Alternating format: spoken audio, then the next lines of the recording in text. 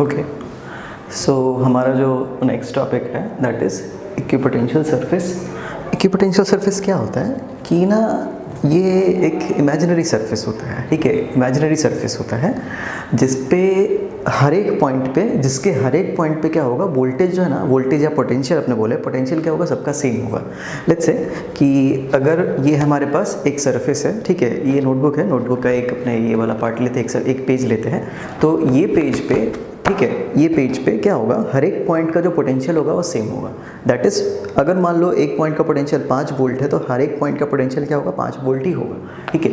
तो देखते हैं, सो इसका डेफिनेशन थोड़ा सा, इसका मैं लिटरल मीनिंग समझा देता हूँ क्या है। इक्वी पोटेंशियल जो वर्ड है ये आया है इक्वी और पोटेंशियल से, ठीक है। तो इक्वी पोटेंशियल का मतलब क्या होता है, इक्वी का मतलब हुआ इक्वल, ठीक है, और पोटेंशियल तो अपने को पता ही है इक्वी पोटेंशियल यानी कि जिसका पोटेंशियल सबका क्या हो, सेम, ठीक है। तो इसके बारे में अगर इसका डेफिनेशन लिखे ऐसा लिखेंगे, it is an imaginary surface which has equal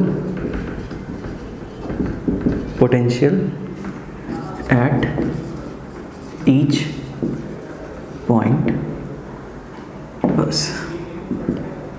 ठीक है। इमेजिनरी बोल रहे हैं, ठीक है, इमेजिनरी होगा। और दूसरा क्या, इमेजिनरी होगा, और फिर क्या होता है, अलग अलग तरह के सरफेस बनते हैं इसमें। पॉइंट चार्ज का अलग तरह का इक्विपोटेंशियल सरफेस बनेगा, फिर आपका अगर मान लो इनफाइनाइट शीट है तो उसका अलग तरह का बनेगा, लाइन चार्ज है तो लाइन चार्ज का अलग तरह का बनेगा। तो अब मैं आपको पहले इसकी प्रॉपर्टी बता देता हूँ, फिर कैसा कैसा बनता है वो मैं आपको दिखा दूँगा, ठीक है। तो इसके अगले पार्ट पे चलते हैं, ठीक है। तो इसका अगला पार्ट है इसकी प्रॉपर्टीज, सॉरी,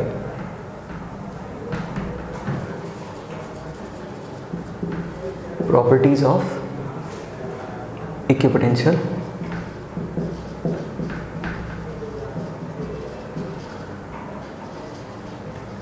सरफेस। इसका ना दो मेन आपका प्रॉपर्टी है इसकी, ठीक है। पहली प्रॉपर्टी क्या है कि अगर इक्विपोटेंशियल सरफेस पे अगर आप मूव करोगे तो उसका वर्क डन जो है ना ज़ीरो होगा, ठीक है। उसको एक्सप्लेन करने से पहले मेरे को एक ना छोटा सा एक कॉन्सेप्ट एक्सप्लेन करना पड़ेगा कि अगर आप किसी इलेक्ट्रिक फील्ड में अगर आप मूव करते हो, ठीक है, तो दोनों का क्या होता है कि दो पॉइंट का अलग अलग पोटेंशियल डिफरेंस, सॉरी, दो पॉइंट का अलग अलग पोटेंशियल आता है, ठीक है। ज़रा सा ध्यान देना तो आपको थोड़ा ज़्यादा अच्छे समझ में आएगा। मैं प्रॉपर्टी पे जाने से पहले मैं आपको थोड़ा सा एक चीज़ वर्क डन का कॉन्सेप्ट बताता हूँ कि वर्क डन और पोटेंशियल में क्या रिलेशन होता है। तो इसका रिलेशन ऐसा है कि work done equals to Q delta V, ये फॉर्मूला होता है। और ये भी अगर आपको नहीं समझ में आ रहा तो कोई बात नहीं, चलेगा। देखो, आपको ना एक चीज़ बताता हूँ, इलेक्ट्रिक फील्ड का रिलेशन अगर आपको याद होगा तो इलेक्ट्रिक फील्ड का रिलेशन कुछ ऐसा था कि फोर्स अपॉन चार्ज, ठीक है।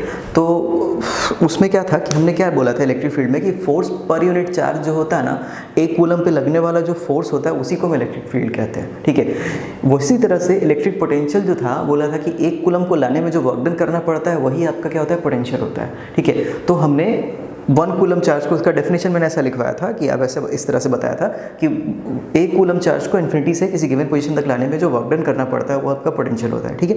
उसी तरह से अब यहाँ पे देखते हैं कि इलेक्ट्रिक फील्ड का डेफिनेशन हमने इस तरह से भी लिखा था कि फोर्स से हमने क्या किया था, क्यू को डिवाइड कर दिया, ठीक है। तो आपको इलेक्ट्रिक पोटेंशियल का जो फॉर्मूला आता है वो आता है KQ1Q2/R आता है, ठीक है। और आपका जो पोटेंशियल का फॉर्मूला आता है वो आता है KQ1/R, ठीक है। अब इसमें से देखो ना, इसमें से क्या किया है कि आपका जो U है उसमें से क्या किया, Q2 को, जिस चार्ज को मूव कर रहे हैं उसको क्या किया, उसमें से डिवाइड कर दिया, ठीक है। यानी कि जो वर्क डन है उसमें से जो वर्क डन है पोटेंशियल एनर्जी के बराबर ही वर्क डन होता है, ठीक है। तो जो वर्क डन है, वर्क डन को इसको इतना लिख सकते हैं, आपको बताया था शुरू से एक चीज़ बता रहा हूँ कि वर्क डन और एनर्जी बराबर होती है, जितना आपका जितना उसमें एनर्जी होगा उतना ही वर्क डन होगा, ठीक है। और इस कंडीशन में क्या था, काइनेटिक एनर्जी कहीं से नहीं आता है, तो आपका जो भी एनर्जी होगा, जो भी वर्क डन होगा, पूरा का पूरा पोटेंशियल एनर्जी में जाएगा। वापस से रिपीट करता हूँ मैं क्या कह रहा हूँ कि इस पूरे कंडीशन में काइनेटिक एनर्जी का कहीं कोई रोल नहीं है, ठीक है। यानी कि हम जो भी वर्क डन कर रहे हैं वो पूरा का पूरा कहाँ जा रहा है, पोटेंशियल एनर्जी में जा रहा है, ठीक है। पूरा का पूरा पोटेंशियल एनर्जी में जा रहा है। तो काइनेटिक एनर्जी को फिलहाल के लिए साइड पर रखना। और वर्क और एनर्जी का ऐसा हिसाब होता है कि जितना उसके पास एनर्जी होगा उतना ही वो वर्क डन करेगा, ठीक है। यानी कि यहाँ पे जितना आपका ये एनर्जी, यहाँ पे जितना हमने पोटेंशियल लिखा है उतना ही इसके पास वर्क डन होगा, या उल्टा भी बोले तो भी चलेगा कि जितना वर्क डन होगा उतना ही ये एनर्जी करेगा। तो हम सॉरी ये गलत लिखा, ठीक है। ये वर्क डन के बराबर होगा, ये वर्क डन के बराबर होगा। और ये फॉर्मूले को हम इस तरह से भी ला सकते हैं कि नहीं कि W में से मैं क्या करूँ, Q को डिवाइड कर दूँ, ठीक है। Q2 को डिवाइड कर दूँ जिस चार्ज को मूव कर रहे हैं, तो भी आपका सेम फार्मूला आएगा। तो इसका एक जनरल फार्मूला हम बना सकते हैं, ठीक है, कि delta V is equals to W upon Q, ठीक है। यानी कि हम इसको ऐसा लिखेंगे, work done equals to Q delta V। ये हमारा फॉर्मूला रहेगा कि अगर आप इस पे मैं क्वेश्चंस कराऊंगा डिटेल में, ठीक है। इस पे मैं डिटेल में क्वेश्चंस कराऊंगा, तो तब हम ज़्यादा इसको और डिस्कस करेंगे, ठीक है। तो ध्यान देना क्या कह रहा हूँ कि अगर आपको 2 पॉइंट का पोटेंशियल दिया हुआ हो, ठीक है, Q 2 पॉइंट का पोटेंशियल दिया हुआ, एक पॉइंट से दूसरे पॉइंट तक अगर किसी चार्ज को लेके आते हो, ठीक है, तो उसको लाने में जो वर्क डन करना पड़ता है वो that is Q delta V। देखो कैसे, मान लो एक पॉइंट है VA और इधर है VB, हम इसको यहाँ से यहाँ तक लेके आ रहे हैं, ठीक है। कहाँ से, VB से VA तक लेके आ रहे हैं, किसको, Q चार्ज को, ठीक है। तो इसको लाने में जो वर्क डन होगा ना, उसका फॉर्मूला होता है Q डेल्टा V। और डेल्टा का मतलब होता है चेंज जो होगा फाइनल माइनस इनिशियल। तो फाइनल पोटेंशियल कहाँ पे जा रहा है, फाइनली A पे जा रहा है, तो फाइनल माइनस इनिशियल। तो हम इसको इस तरह से लिखेंगे Q VA माइनस VB, ठीक है। ये आपका हुआ वर्क डन, ओके।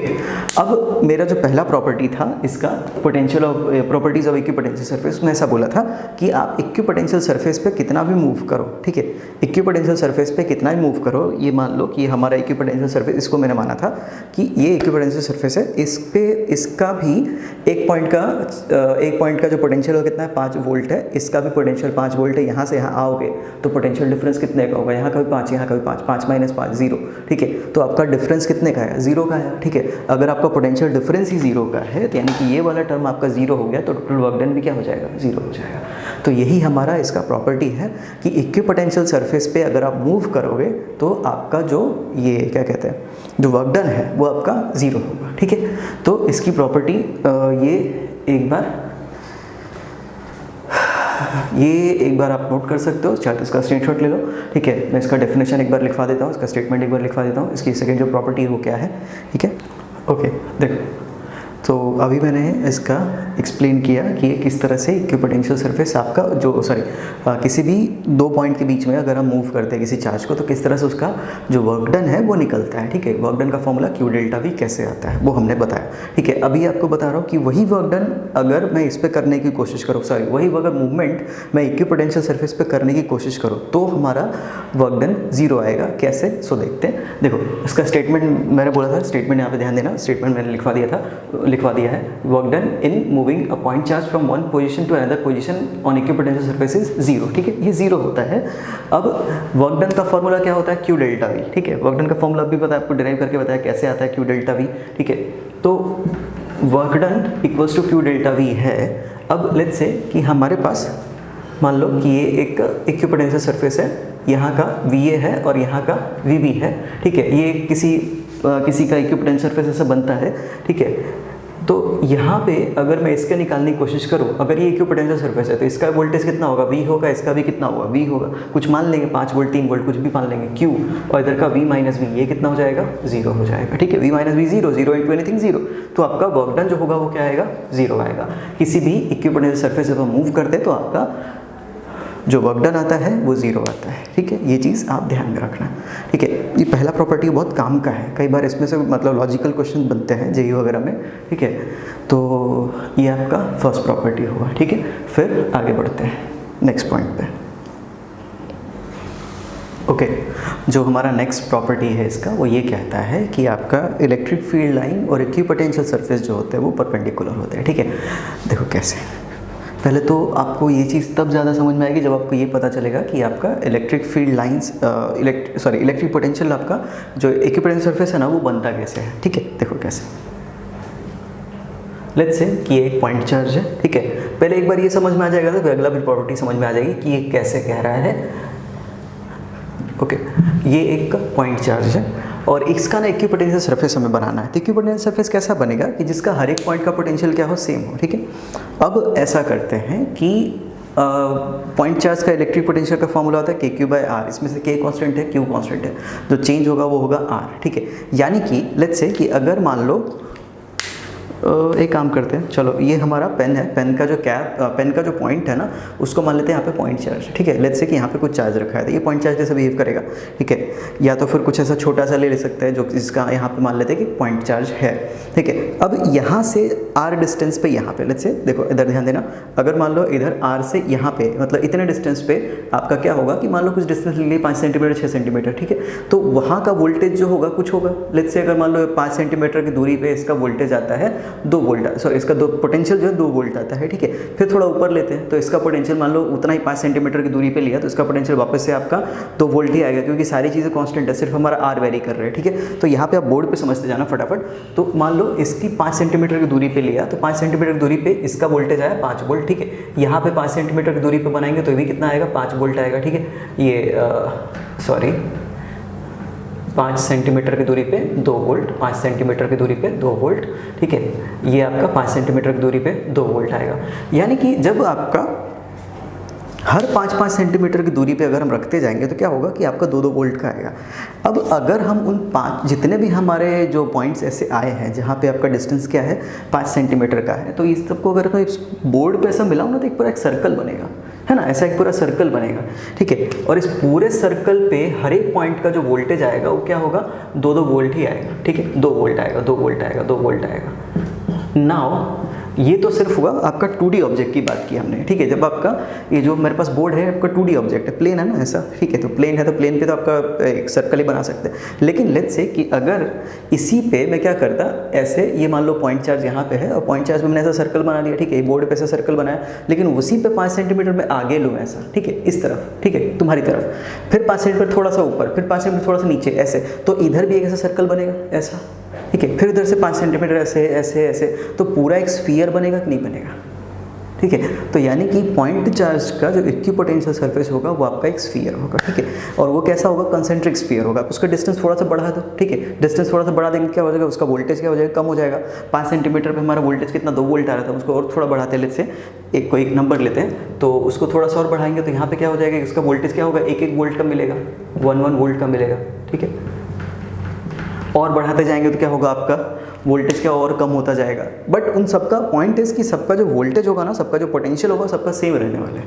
ठीक है, सो कहने का मतलब क्या है कि जो आपका पॉइंट चार्ज होगा, पॉइंट चार्ज का इक्विपोटेंशियल सरफेस कैसा होता है, वो आपका होता है स्फेरिकल। ठीक है, अब आपको ज़रा सा ध्यान देना कि आपका ये क्या बोलते हैं, जो इलेक्ट्रिक फील्ड लाइंस की बात करें तो इलेक्ट्रिक फील्ड लाइंस आपको क्या बताया था, इलेक्ट्रिक फील्ड लाइंस जो होती है वो कैसा निकलता है, सरफेस से परपेंडिकुलर निकलती है, उसकी प्रॉपर्टी हमने पढ़ा था। ठीक है, तो ये सरफेस से सीधा बाहर निकलता है। ठीक है, सीधा ही आपका बाहर निकलता है।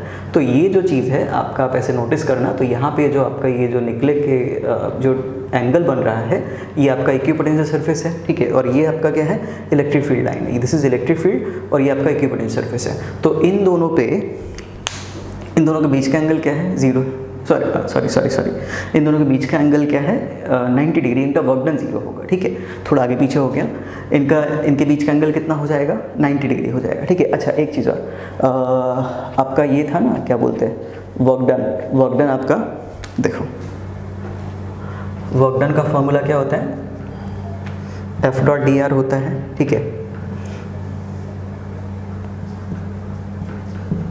F.dr होता है, और फोर्स जो होता है उसको हम लिख सकते हैं क्या, QE लिख सकते हैं क्या, .dr, यानी कि वर्क डन जो होगा वो आपका E.dr है, और डॉट प्रोडक्ट क्या होता है, E.dr, dr cos थीटा।